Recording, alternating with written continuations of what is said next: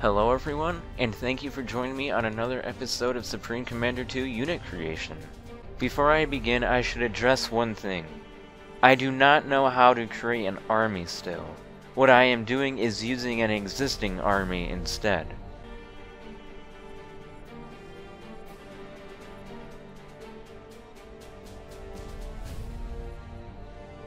So anyone on Team A in color of orange will be destroyed, even if it's a player, so long as there is another Cybran commander that is not the Team A army.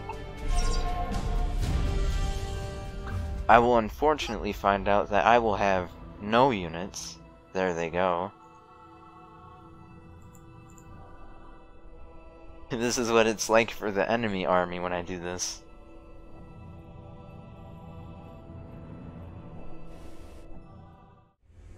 I have created two forms of corruption in the event that an army that is empty is not found.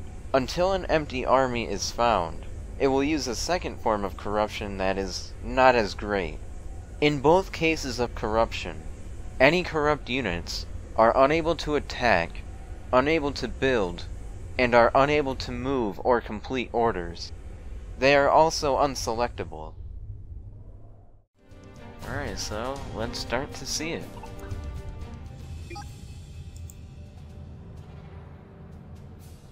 If you remember, I put an orange army down here when I started the game. However, now it is gone. It is an empty army. This is what happens when you start a game where you have a Cybran faction, and on Team 8 there is an orange army. It will immediately be destroyed, and that army is used for the virus, or it can be. Here is the virus. Proper selection sizes, build things, cost somewhat, and all of that.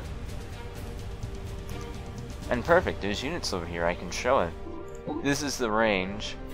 It has two different ranges.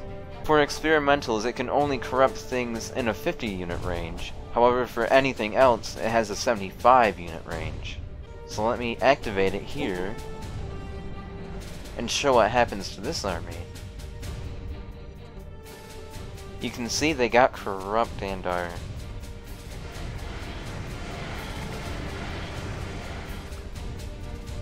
for some reason they were moving, but they really shouldn't be. Now they're still again, so that's good, I guess. This is what happens when the proper method of corruption is used, because like I said, there are two methods. This is the better method. It actually moves the unit's army. So the army that I use, the army that had the orange Team 8 commander on, it's actually an army that is neutral to everything else.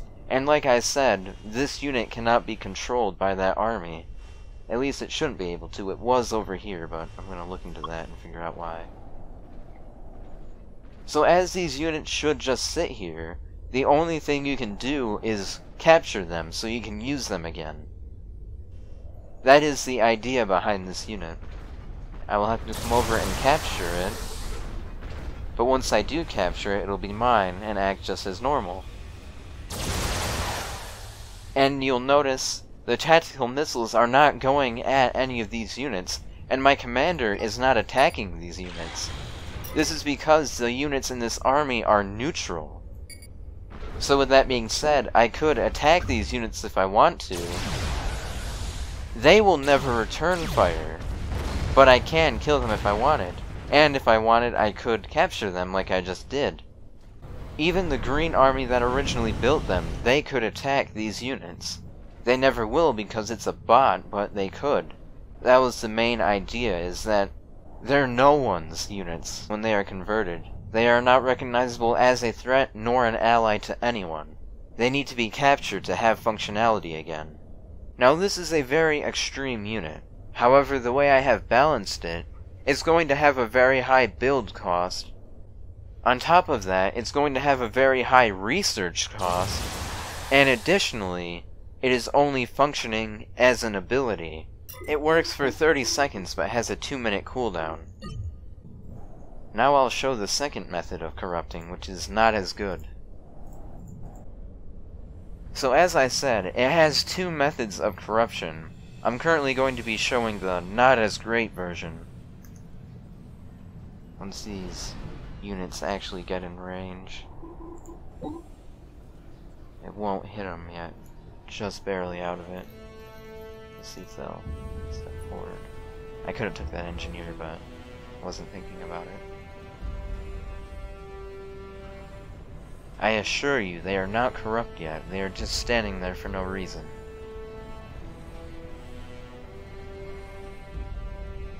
Alright, I can get that engineer.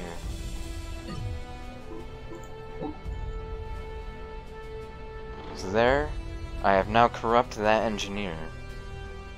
I can tell because it suddenly stopped and it's no longer doing anything. Unfortunately, this method of corruption is by far less superior.